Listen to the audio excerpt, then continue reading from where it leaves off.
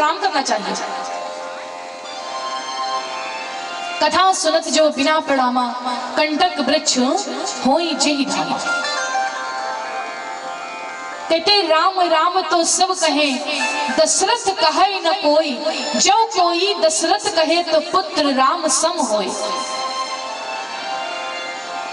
भक्तों, ये राम एक ऐसा शब्द है जो प्रत्येक प्राणी को बराबर कहने का अधिकार है। हर व्यक्ति राम का नाम ले सकता है, इसमें कोई ऊंच नीच की भावना नहीं है कि वो धनवान व्यक्ति ही राम का नाम ले सकते हैं। राम राम तो सब कहे, दशरथ कहे न कोई, जो कोई दशरथ कहे तो पुत्र राम सम होए। कहते कि मरने के समय अगर प्राणी के मुख से सिर्फ एक बार राम शब्द निकल जाए तो वो सीधे वैकुंठ को जाता है। मरने के समय अगर प्राणी के मुख से सिर्फ एक बार राम शब्द निकल जाए तो वो सीधे वैकुंठ को जाता है। लेकिन विचार करने की तो ये बात है, सत्य मुख से राम शब्द निकलता कहां अंतिम क्षण में? सब यही बताते रहते, भैया वहां की जमीन तुम ले लेना, वो जो उतना धन रखा हुआ है ना वो छोटे भाई को दे देना, वहां का मकान तुम ले लेना। इतने में ही प्राण टूट जाते हैं। आप जिसके लिए मोह करते हो, भगवान श्री कृष्ण गीता में अर्जुन को उपदेश देते कि अर्जुन तुम युद्ध करो। अर्जुन कहते हे पार्थ, अरे स्वामी, अगर अपना पूरा परिवार खत्म करने से ही मुझे धन दौलत मिल जाए तो ये हर किच मुझे नहीं चाहिए। अपनों को मार कर ही अगर उनका धन मुझे मिलता है तो ये मुझे नहीं चाहिए। और मैं कैसे उन पर बाण चलाऊं जिसने मुझे शिक्षा दी है? मैं अपने पितामह पर कैसे धनुष बाण उठाऊं? महाराज, ये मेरे से नहीं हो पाएगा। भगवान श्री कृष्ण कहते कि अर्जुन, जिसे तुम अपना कहते हो ये तुम्हारे घर वाले करते क्या है तुम्हारे मरने के बाद में? भगवान कहते कि सुनो अर्जुन, पार्थ इस लोक का कोई पदार्थ को न जाए, पिछले जन्म का कोई नाता अगले जन्म में याद न आए। स्मृतियों का बोझा ढोने से विस्मृति का अवदान कराए। हर जन्म के नाते याद रखे तो प्राणी पागल ही हो जाए।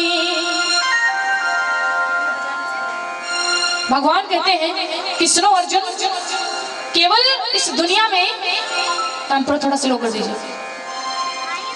भगवान कहते सुनो अर्जुन, 4 दिनों की प्रीत जगत में, सिर्फ 4 दिनों की प्रीत जगत में 4 दिनों के नाते हैं। सिर्फ 4 दिनों की प्रीत जगत में है और 4 ही दिनों के नाते हैं। ये नाते कब तक के जिंदा हैं? पलकों के पर्दे पड़ते ही, पलकों पे पर्दे पड़ते ही ये हर नाते मिट जाते हैं। 4 दिनों की प्रीत जगत में 4 दिनों के नाते हैं। और तुम जिनकी चिंता में चल रहे हो ना, जिनकी चिंता में तो चलता, जिन पर तुम चिंता करते हो, बाप क्या करता है? पूरा जिंदगी अपना बिता देता है, पूरी जिंदगी अपने पुत्र के चक्कर में, टेंशन में कि मेरा परिवार कैसे रहेगा। मोह माया नहीं छोड़ती है। भगवान कहते सुनो अर्जुन, जिनकी चिंता में तो एक दिन वही चिता जलाते हैं। जिनकी चिंता में तुम जल रहे हो वही पुत्र तुम्हारा मरने के बाद में तुम्हारी चिता जला देगा। जिनकी चिंता में तू जलता वही चिता जलाते हैं। और जिन पर रक्त बहाए तो जल समो, जिन पर रक्त बहाए तो जल समो, एक दिन जल में वही बहाते हैं। 4 दिनों की प्रीत जगत में 4 दिनों के नाते हैं। इन विषयों में पढ़कर मूर्ख ये मूर्ख जन्म गंवाते हैं। इन विषयों में पढ़कर मूर्ख यूं ही जन्म गंवाते हैं।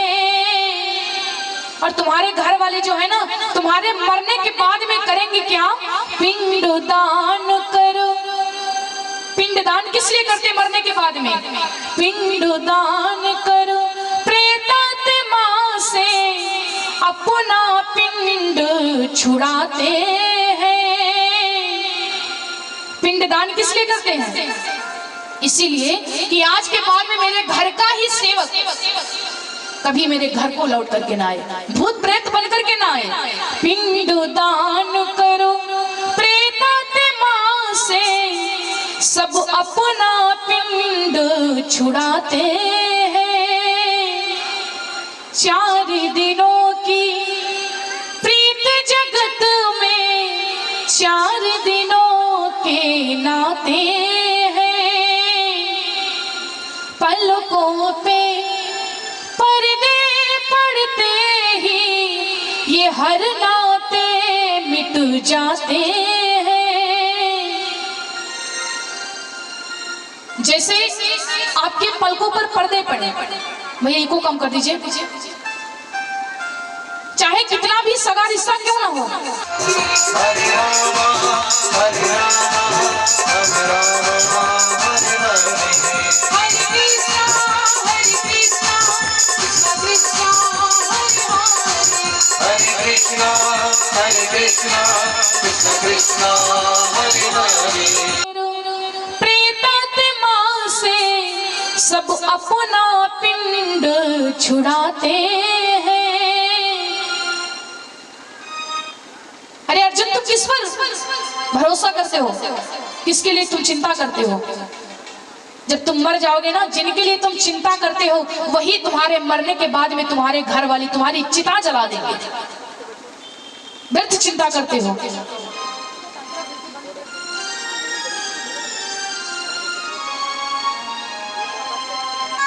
हाँ, तो मरने के समय अगर प्राणी के मुख से सिर्फ एक बार राम शब्द निकल जाए तो वह सीधे वैकुंठ हो जाता है।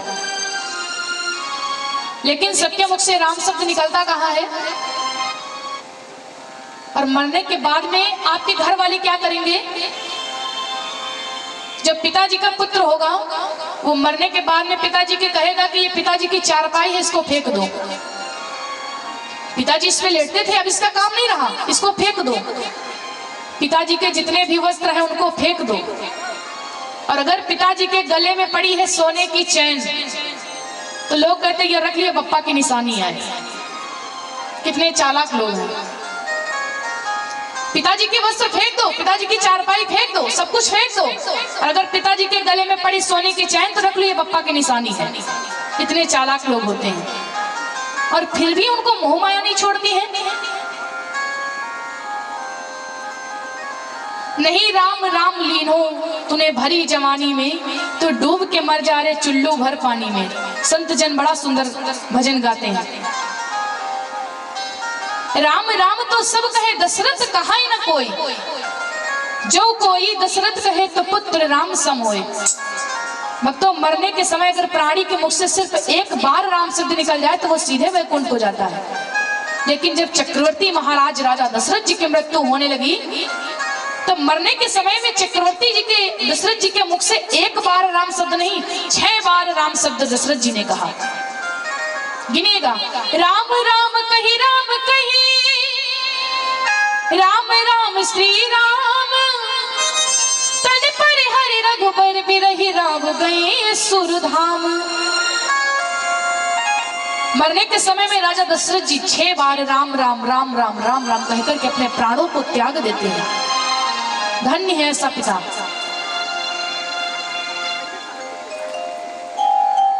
तो ये है राम की अनंत लीला। राम की कहानी एक कथा ऐसी है, अगर आप ध्यान से सुनते एकाग्र मन से, तो मैं ये व्यासपीठ से गारंटी लेती हूँ कि आपकी आंखों में आंसू ना आ जाए तो राम कथा बेकार है। इतनी दुखमयी राम की कथा है। स्वामी जी कहते हैं,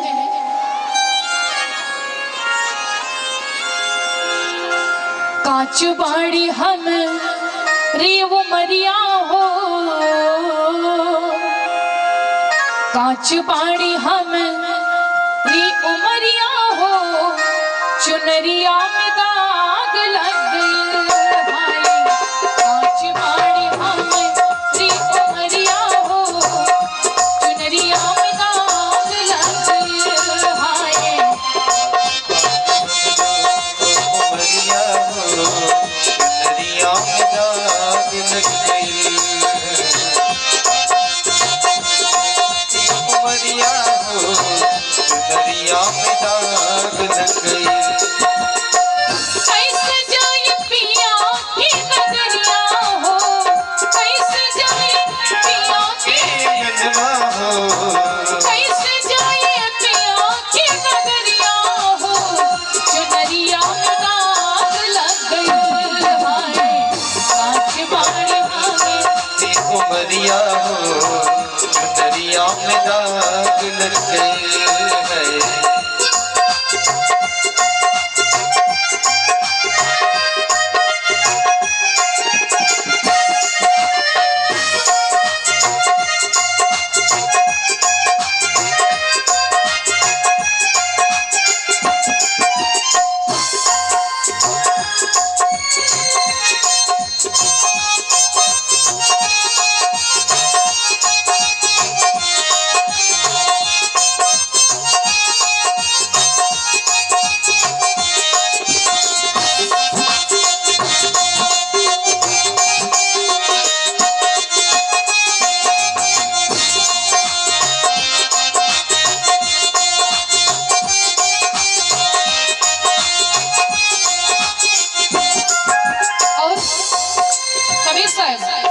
हमेशा परमपिता परमेश्वर को अपना सैया मानते थे और वहां को ससुराल मानते थे, मृत्यु लोक को अपना मायका मानते थे।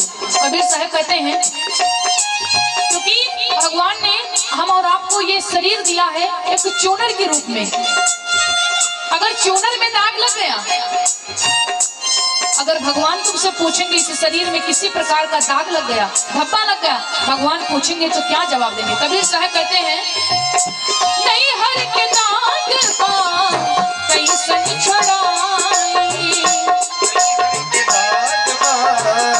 कैसन छुड़ाई, कैसे सजनवा का मुहवा दिखाई, कैसे सजनवा का मुहवा दिखाई।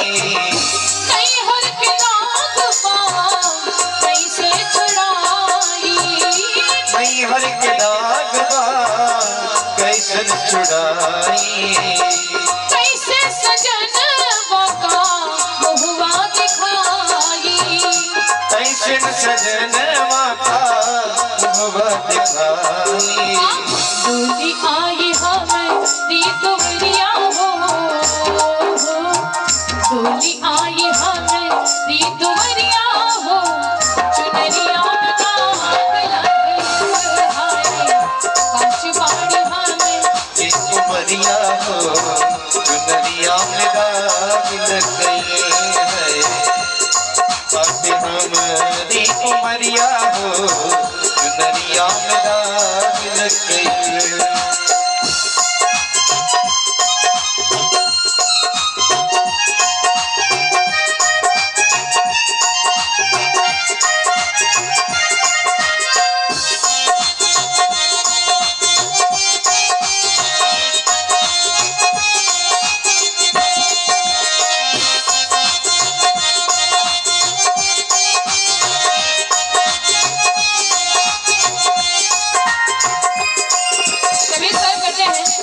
क्योंकि ये जो शरीर है ना, ये 5 तत्वों से मिलकर के इस शरीर का निर्माण हुआ। कौन सा? चित जल पावक गगन समीरा, चित जल पावक गगन समीरा, चित जल पावक गगन समीरा। 5 तत्वों से मिलकर के इस शरीर का निर्माण हुआ है। चित जल पावक गगन समीरा, चित जल पावक गगन समीरा, 5 तत्व मिल बना शरीरा, 5 तत्वों के बना शरीरा। डोली आई हमारी दुवरिया हो है, डोली आई हमारी दुवरिया हो, चुनरिया लाग लग गई हाय, कांच बाड़ी हमारी उमरिया हो चुनरिया में दाग लग गई। कैसे जाई पिया की नगरिया हो, कैसे जाई पिया की नगरिया हो, चुनरिया में दाग लग गई हाय, कांच बाड़ी हमारी दुवरिया हो, चुनरिया में दाग लग गई हाय। कांच बाटे हमारी उमरिया हो चुनरिया में दाग लग गई है। कांच बाटे हमारी उमरिया हो चुनरिया में दाग लग गई। बोल श्री रामचंद्र भगवान की, जय बोली जानकी मैया की। जय। और राम का ऐसा स्वभाव, जो राजकुमार को राम समझते हैं, और सती मैया ने थोड़ी सी गलती कर दी, राम को राजकुमार समझ लिया। भक्तों, भगवान क्या नहीं जानने वाला, भगवान तो हर भक्त की भावना को समझते हैं। भगवान मैया ने ये गलत संदेह कर दिया, जो राम को राजकुमार समझ बैठी।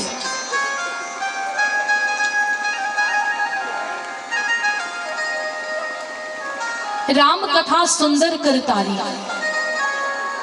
ये राम की कथा है जो बड़ी ही सुंदर राम जी की कथा है। भगवान शिव भोले बाबा माता भवानी को कथा श्रवण कराते हैं, श्री राम कथा। श्री सुखदेव महाराज राजा परीक्षित जी को कथा श्रवण करा रहे हैं, श्रीमद् भागवत कथा। श्रोता 3 प्रकार के होते हैं, श्रोता 3 प्रकार के होते हैं, सूपा, सरौता, सरकौता। 3 प्रकार के श्रोता होते हैं। ध्यान से सुनिएगा, आप लोग सोचिएगा, विचार करिएगा इस बात का कि हम उसमें से कौन से श्रोता हैं। सबसे पहले सूपा। सूप आप लोग जानते हो ना, जिसमें धान वान पछोड़ा जाता है सर, हाँ वो सूप। तो सूप में जब माताएं धान पछोड़ती, कुछ भी पछोड़ती हैं, तो जो रास होती वो अंदर रह जाती, फरहा जितना होता सब बाहर, कूड़ा करकट फरहा जितना भी सब बाहर। तो सूपा वो श्रोता होते हैं जो डिस्टेंस वगैरह कुछ भी हुआ, उनको एक कान से सुनकर के एक कानों से उड़ा दिया। और भगवान की कथा सुनने के बाद में ये नहीं कि यहाँ पर सुन लिया, बस केवल सुनकर ही पंडाल में छोड़ दिया। अपने जीवन में वैसे ही करना चाहिए जैसे राम जी ने किया, क्योंकि रामचरित मानस हमको यही सिखाती है कि हर व्यक्ति को कैसे जीवन जीना चाहिए। सूपा श्रोता वो हुए, एकाग्र मन से भगवान की कथा को श्रवण किया। जैसे सूप में रास जितनी होती वो अंदर रह जाती है, और कूड़ा करकट जितना भी फरहा होता सब बाहर। और सरौता। सरौता बाबा आप लोग जानते हो कि जैसे सुपारी काटी जाती है, सरौता। सरौता वो होते हैं जैसे सुपारी काटी जाती है ना, वैसे सरौते की तरह बैठ करके बीच में बातें काटा करते हैं। ना तो सुनते हैं ना किसी को सुनने देते हैं, माने सरौता के तरीके से कार्य करते हैं। और भैया सरकौता तो सबसे ज्यादा खतरनाक होते हैं। सरकौता देखें, इधर कोई नहीं देख रहा, उधर कोई नहीं देख रहा, कुछ नहीं पहन, अपना चप्पलें सरका लेंगे। तो जो सरकौता श्रोता होते हैं वो तो बड़े खतरनाक होते हैं। लेकिन भगवान की कथा एकाग्र मन से सुनना चाहिए। लोग तो इतना झूठ बोलते हैं ना, प्रातः काल उठे और कहते हैं तन मन धन सब है तेरा, स्वामी सब कुछ है तेरा। यहाँ तक तो सही है। और तेरा तुझको अर्पण क्या लागे मेरा, ओम जय जगदीश हरि। यही गाते ना आप लोग। अब बताओ, ईमानदारी से बताना, भगवान को क्या क्या चीज अर्पण करते हो? तन करते हो, मन करते हो, धन करते हो? तन नहीं अर्पण करते हो। यहाँ पर आए तो हो कथा सुनने के। मैंने ये नहीं रखता कि पंडाल में कितने लोग बैठे हैं, ये चीज मैंने नहीं रखता है। मैंने तो ये रखता कि कितने लोग भगवान की ध्यान से कथा को सुन रहे हैं। लोग कितना झूठ बोलते, तन मन धन स्वामी सब कुछ तेरा। ना तो तन अर्पण करते हैं, ना मन अर्पण करते हैं, ना धन अर्पण करते हैं। भक्तों कहते कि कमाई का 10वां अंश हर व्यक्ति को दान कर देना चाहिए। कमाई का 10वां अंश, क्योंकि 10वां अंश जो कमाई का आपका होता है वो भगवान का होता है। आपके पास में 10 रुपए हैं, 9 रुपए आप अपने पास में रखिए और 1 रुपया दान में लगा दीजिए, क्योंकि वो भगवान का ही हुआ। और अगर नहीं लगाओगे तो वो कहीं ना कहीं से निकल जाएगा, चाहे आपका खो जाए या कोई बीमार पड़ जाए। तो कमाई का 10वां अंश दान कर देना चाहिए।